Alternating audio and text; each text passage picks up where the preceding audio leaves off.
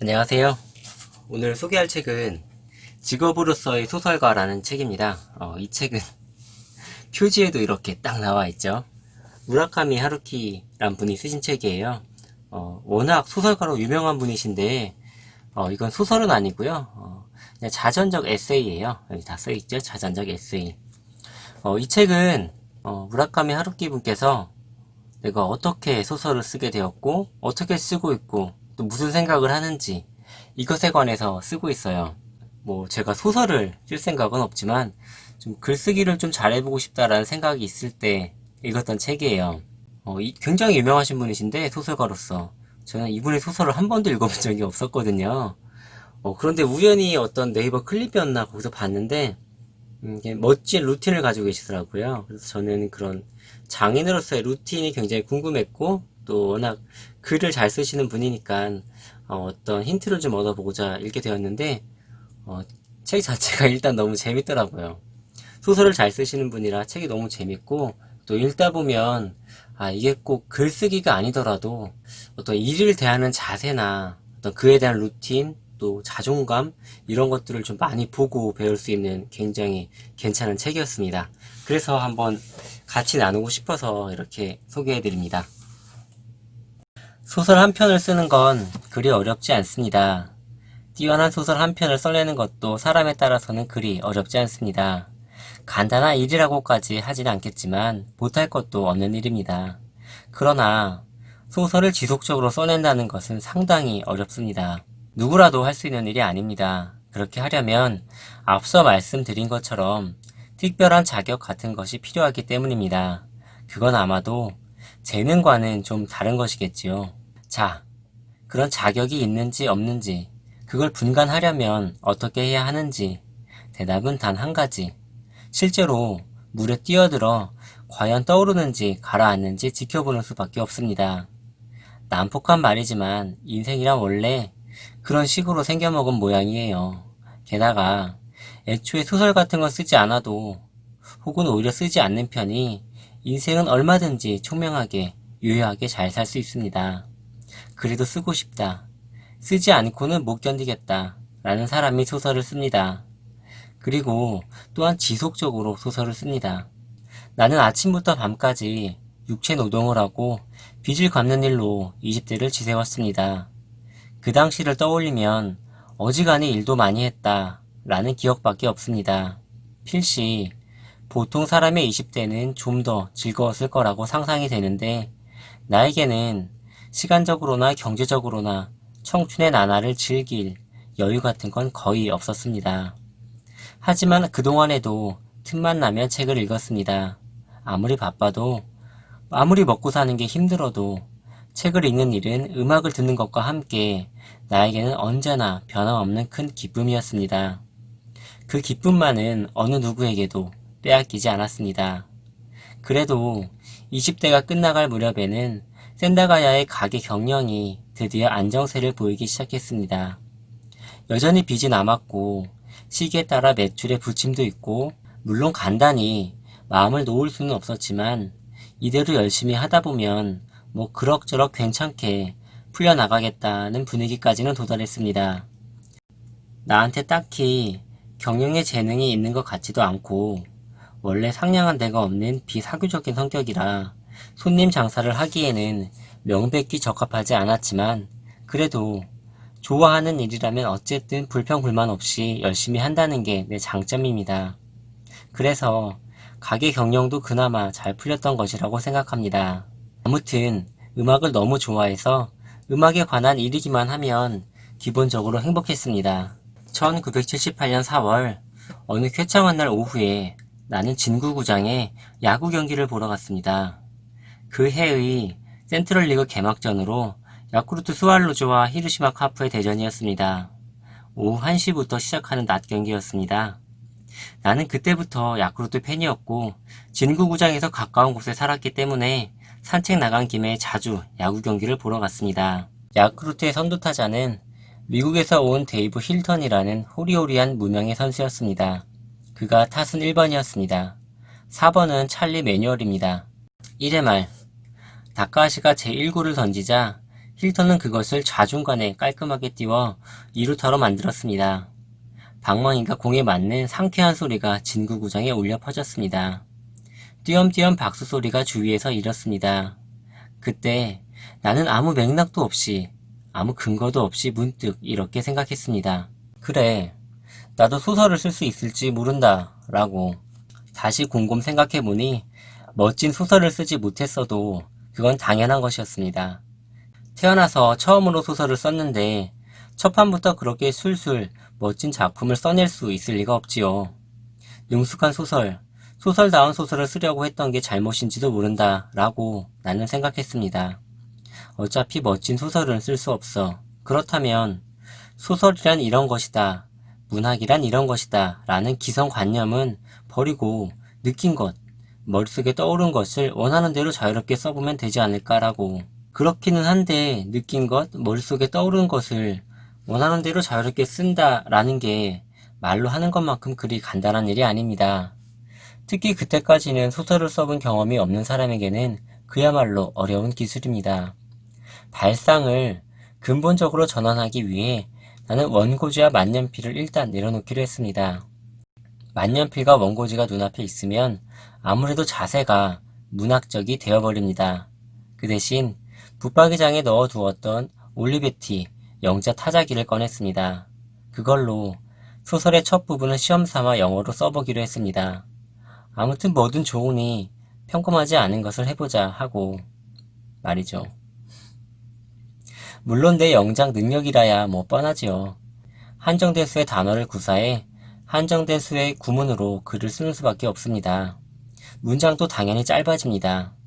머릿속에 아무리 복잡한 생각이 잔뜩 들어있어도 그걸 그대로는 도저히 표현할 수가 없어요. 내용을 가능한 한 심플한 단어로 바꾸고 의도를 알기 쉽게 패러프레이즈하고 묘사해서 불필요한 군더더기를 깎아내고 전체를 콤팩트한 형태로 만들어 한정된 용기에 넣는 단계를 거칠 수밖에 없습니다. 결국 몹시 조잡한 문장이 되어버립니다. 하지만 그렇게 고생해가며 문장을 써내려가는 동안에 점점 내 나름의 문장 리듬 같은 것이 생겨났습니다. 내가 그때 발견한 것은 설령 언어나 표현의 수가 한정적이어도 그걸 효과적으로 조합해내면 그 콤비네이션을 어떻게 풀어가느냐에 따라 감정 표현, 의사 표현은 제법 멋지게 나온다는 것이었습니다. 요컨대 괜히 어려운 말을 늘어놓지 않아도 된다. 사람들이 감탄할 만한 아름다운 표현을 쓰지 않아도 된다라는 것입니다. 아무튼 그렇게 외국어로 글을 쓰는 효과의 재미를 발견하고 나름대로 문장의 리듬을 몸에 익히자 나는 영자 타자기를 붙박이장에 다시 넣어버리고 원고지와 만년필을 꺼냈습니다. 그리고 책상 앞에 앉아 영어로 쓴 한 장 분량의 문장을 일본어로 번역했습니다. 번역이라고 해도 딱딱한 직역이 아니라 자유로운 이식에 가깝습니다. 그러자 거기에는 필연적으로 새로운 일본어 문체가 나타났습니다. 이건 나만의 독자적인 문체이기도 합니다. 내가 내 손으로 발견한 문체입니다. 그때 이런 식으로 일본어를 쓰면 되겠구나 라고 생각했습니다. 그야말로 새로운 시야가 활짝 열렸다고 할 만한 장면입니다. 첫 소설을 쓸 때 느꼈던 문장을 만드는 일의 기분 좋음, 즐거움은 지금도 변함이 없습니다. 날마다 새벽에 일어나 주방에서 커피를 내워 큼직한 머그잔에 따르고 그 잔을 들고 책상 앞에 앉아 컴퓨터를 켭니다. 그리고 자, 이제부터 뭘 써볼까 하고 생각을 굴립니다. 그때는 정말로 행복합니다. 솔직히 말해서 뭔가 써내는 것을 고통이라고 느낀 적은 단 한 번도 없습니다. 소설이 안 써져서 고생했다는 경험도 없습니다. 아니 그렇기보다는 내 생각에는 만일 즐겁지 않다면 애초에 소설을 쓰는 의미 따위는 없습니다. 고역으로서 소설을 쓴다는 사고방식에 나는 아무래도 익숙해지지 않습니다. 소설이라는 건 기본적으로 퐁퐁 샘솟듯이 쓰는 것이라고 생각합니다. 나 자신의 체험에 따라 생각한 것인데 자신만의 오리지널 문체나 화법을 발견하는 데는 우선 출발점으로 나에게 무엇을 플러스해 간다는 것보다는 오히려 나에게 무언가를 마이너스해 간다는 작업이 필요한 것 같습니다. 생각해보면 우리는 살아가는 과정에서 너무도 많은 것들을 끌어안고 있습니다. 정보 과다라고 할까? 짐이 너무 많다고 할까? 주어진 세세한 선택지가 너무 많아서 자기 표현을 좀 해보려고 하면 그런 콘텐츠들이 자꾸 충돌을 일으키고 때로는 엔진의 작동 정지 같은 상태에 빠집니다. 그러니 어떻게도 띄워볼 수가 없어요. 그렇다면 우선 필요 없는 콘텐츠를 쓰레기통에 던져버리고 정보 계통을 깨끗하게 해두면 머릿속은 좀 더 자유롭게 움직일 것입니다.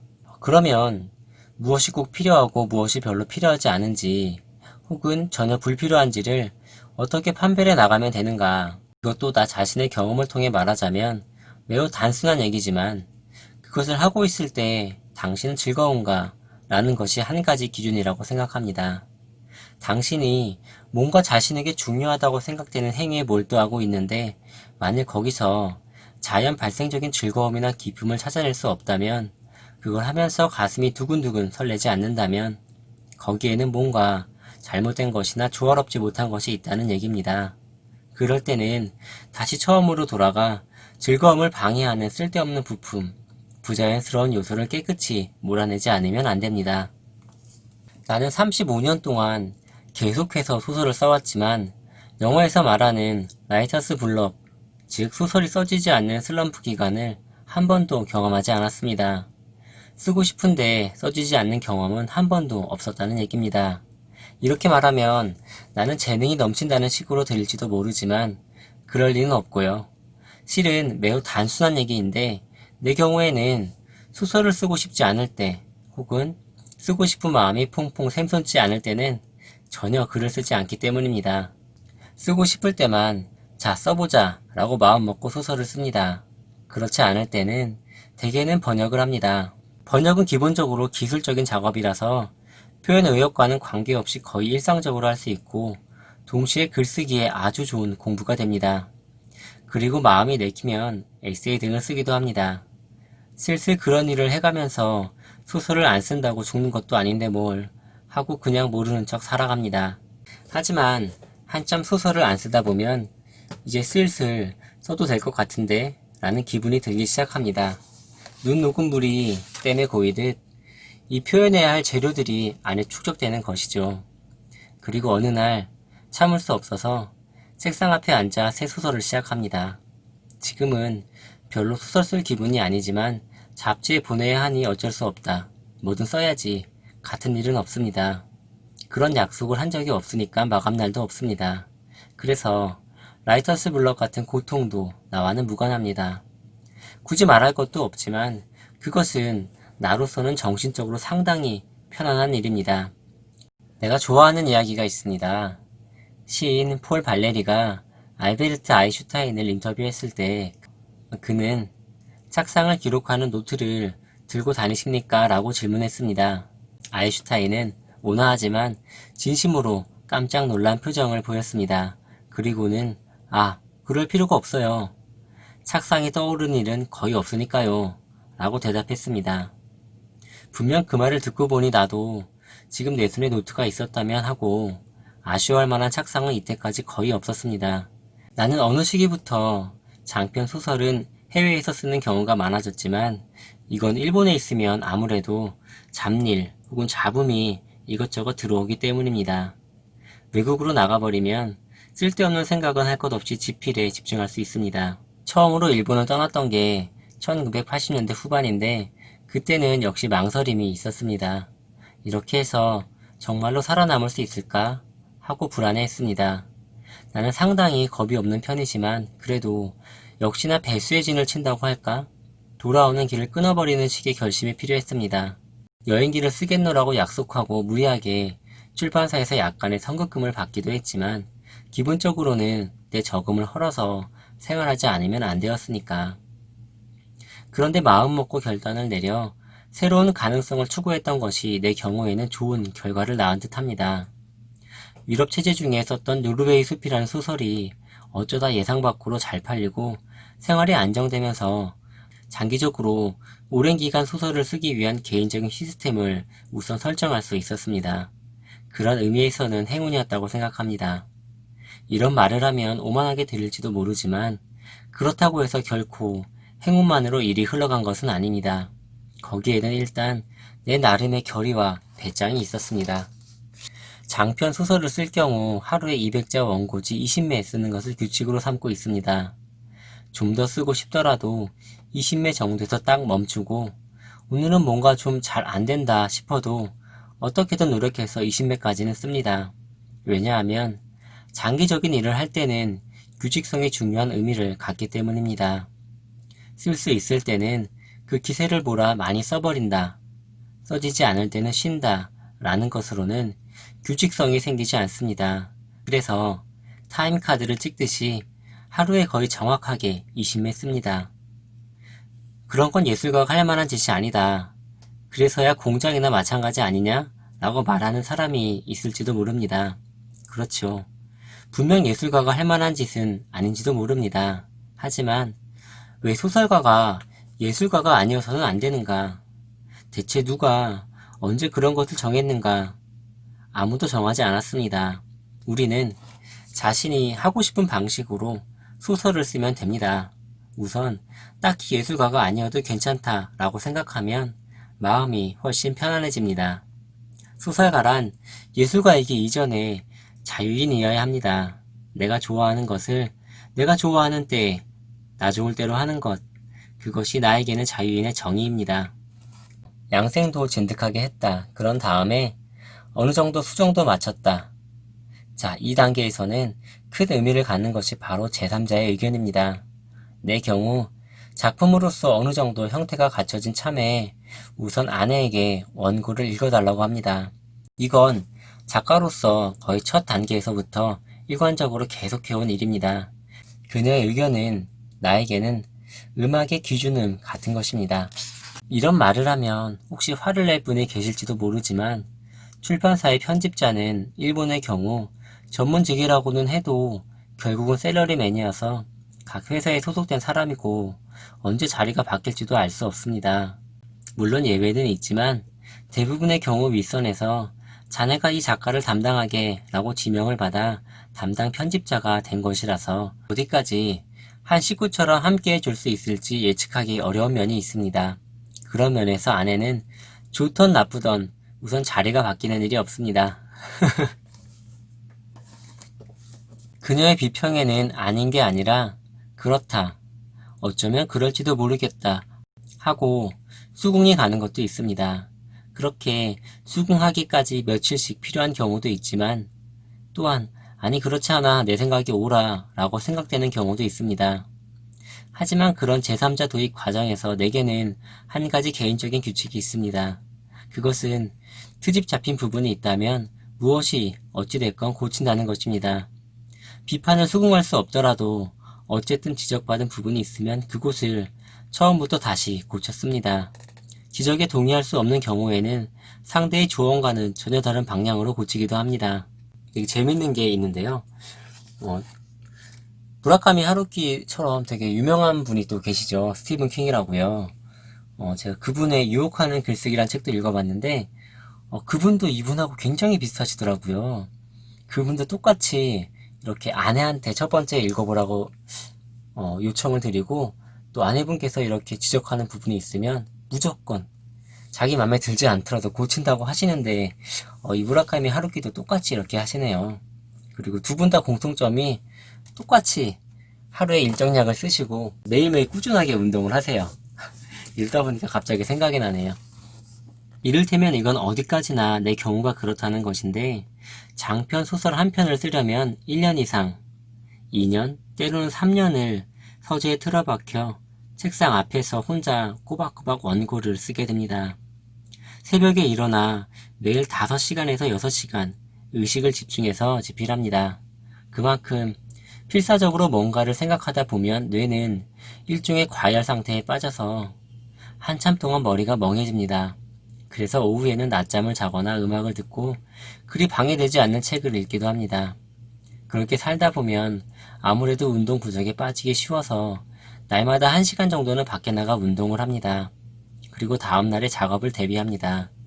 날이면 날마다 판박이처럼 똑같은 짓을 반복합니다. 미국의 금주단체 퓨어에 One Day at a Time 이라는 게 있는데 그야말로 바로 그것입니다. 리듬이 흐트러지지 않게 다가오는 날들을 하루하루 꾸준히 끌어당겨 자꾸자꾸 뒤로 보내는 수밖에 없습니다.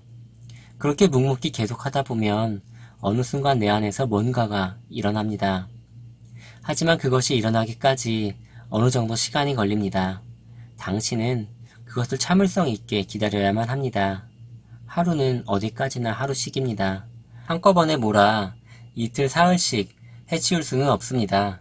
그런 작업을 인내심을 갖고 꼬박꼬박 해나가기 위해서는 무엇이 필요한가? 말할 것도 없이 지속력입니다.